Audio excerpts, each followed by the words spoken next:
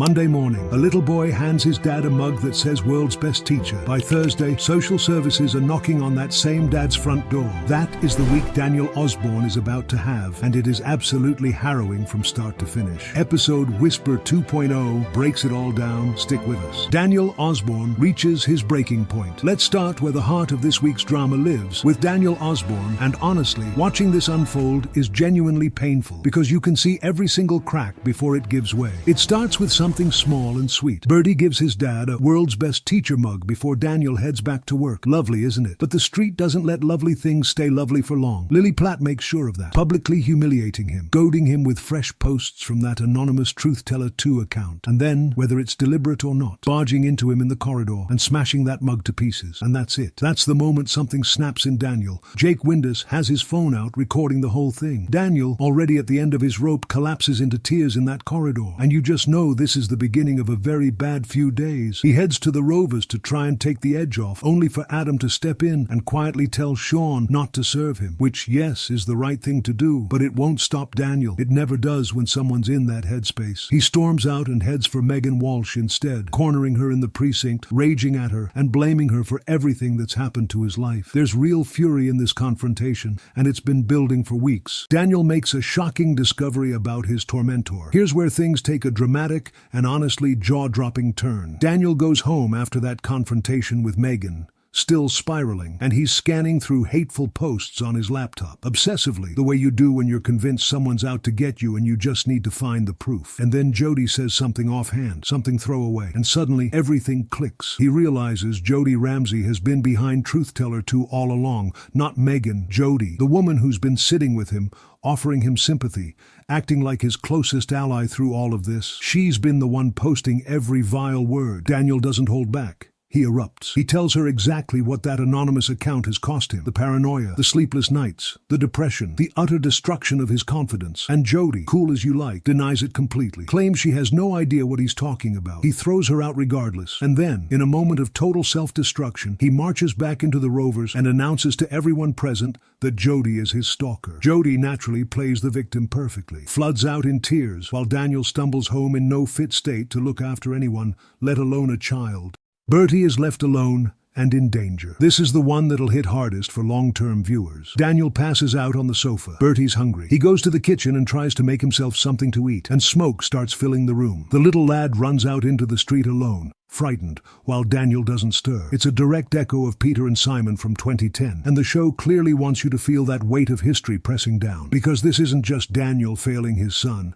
It's a pattern, a cycle, and it's absolutely heartbreaking to watch. The next morning, a call from the school. Bertie never arrived. Daniel wakes up properly, sees the state of the place, and the horror sets in. Adam confronts him, and this row cuts deep because Adam brings up cyanide. Daniel snaps, lashes out, and in the chaos accidentally strikes Ken Barlow, who goes down. Tracy steps in with some home truths, telling Ken and Adam plainly that Daniel is not in a fit state to care for himself, never mind Bertie, and if that wasn't enough, a social services representative turns up at the door. If you're not already subscribed to Episode Whisper, hit that button now. We're here every single week with all the latest from the street, and you do not want to miss what's coming up this month. Right. Back to it. Social services knock on Daniel's door. Ruth Hawley from social services arriving on Daniel's doorstep is one of those moments that makes your stomach drop, because you know what it means. The system is taking notice, and once that happens, getting Bertie back, if it comes to that, won't be easy. Daniel had tried to make peace with Ken before this, went round to number 1, genuinely trying to repair what he'd broken. But when Ken raised the specter of Peter's alcoholism, that comparison, that direct parallel, Daniel couldn't stay in the room. He walked out again. Ken isn't wrong though, is he? That's what makes it sting. Daniel is walking the same road Peter walked, and we all remember how far down that road Peter went before things got better. The question now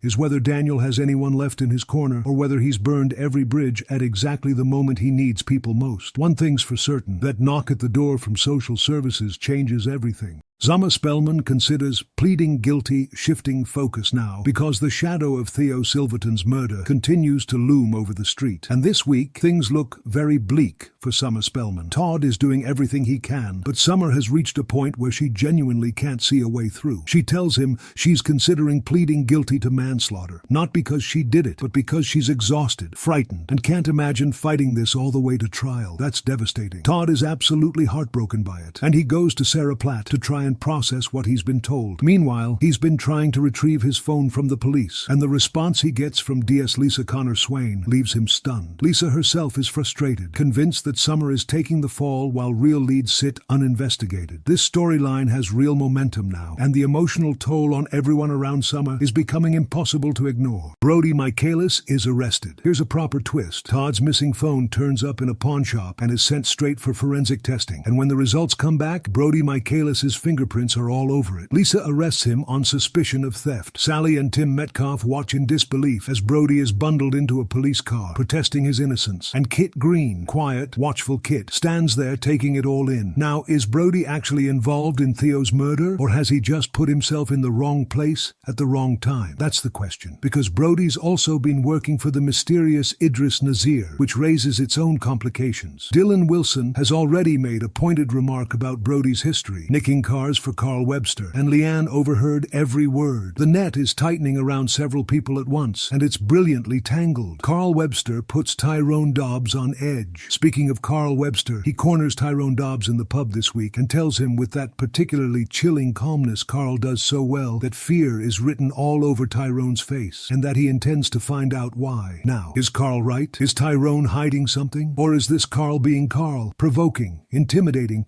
sniffing around for leverage, even when there's nothing concrete to go on? Either way, Tyrone is rattled, and when Tyrone's rattled, things tend to unravel. Leanne questions Idris Nazir's motives. Idris is turning on the charm with Leanne at Speed Daal, suggesting another night out, flirting openly, and making himself very difficult to read. Alia's already warned her she's playing with fire, and Alia tends to know what she's talking about. But then Leanne hears Dylan's comment about Brody and car theft, and her instincts kick in. She goes straight to Idris and wants to know exactly what kind of work he's got Brody involved in. Adam, meanwhile, is reviewing Idris's legal files, so there may be more buried in the paperwork than anyone's ready for. Idris is an enigma, and the street loves an enigma right up until it doesn't. Spoiler 9. David Platt is drowning in guilt. Over Jodie, David and Shona have another clash this week, and when Jodie swoops in with that familiar sympathetic ear, David finds himself drawn in again. She brings up the night he climbed into bed with her, reminding him that he said her name, not Shona's. He reconciles with Shona afterwards, but the guilt doesn't shift. It just sits there, festering. Maria, good, straight-talking Maria, tells him plainly that he needs to come clean with Shona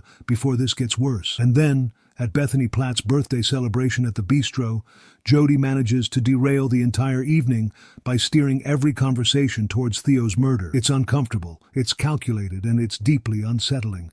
David's obsession with keeping his secret is becoming its own kind of trap. Spoiler 10. Sam's hallucinations return, and Debbie makes a heartfelt request. 2 stories to close on, one that breaks your heart quietly and one that just breaks it. Fizz tries to bridge the gap between Sam Blakeman and Hope Dobbs by inviting Sam round for tea, hoping Hope will pull back from Will Driscoll. It doesn't work. Hope tells him straight she's with Will now. And when Sam tries to process that rejection, the hallucinations come back. Poor Sam. He's been through so much, and this week's reminder that he's still so fragile is genuinely upsetting. And then there's Debbie Webster. Aware that her young-onset dementia is progressing, she goes to Glenda Shuttleworth and asks her, sincerely, carefully, to take over the dementia choir when Debbie can no longer run it herself. Glenda tells her it would be an honor. It's a small scene, but it carries enormous emotional weight, and it's exactly the kind of storytelling that reminds you why this show, after all these decades, still matters. Drop your theories in the comments. Who's got your sympathy this week, Daniel or Bertie? Are you buying Jodie's Innocence Act? And what on earth is Idris Nazir really doing on this street? Like the video if you enjoyed it, and if you haven't already, subscribe to Episode Whisper 2.0. We're here every single week. Same love for the show, no waffle. See you next time. Take care.